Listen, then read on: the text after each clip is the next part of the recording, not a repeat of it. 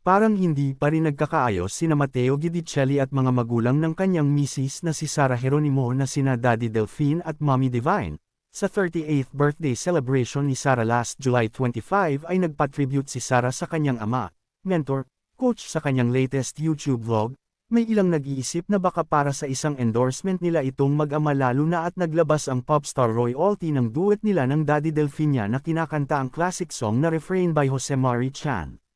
At sa kanyang mahigit 9 minutes na vlog ni Sara, pulos papuri sa ama ang mga binabanggit niya kung saan inalala pa niya ang panahong maliit pa siya habang tini-train ng ama na parang si Regine Velasquez na maaga ring sinanay ng ama sa pagkanta at laging nakaalalay sa tuwing sasali siya sa mga singing contest noon. But anyway, bukod sa nasabing duet nilang mag-ama na ang hula ng iba ay para nga sa endorsement nila ay may kumalat ding photos na kasama niya si Mommy Divine sa celebration ng kanyang 38th birthday. At yun nga wala sa frame si Matteo na may sariling pagbati sa misi sa kanyang social media pages, under G Productions daw ito, kaya malamang may kinalaman din naman si Matteo.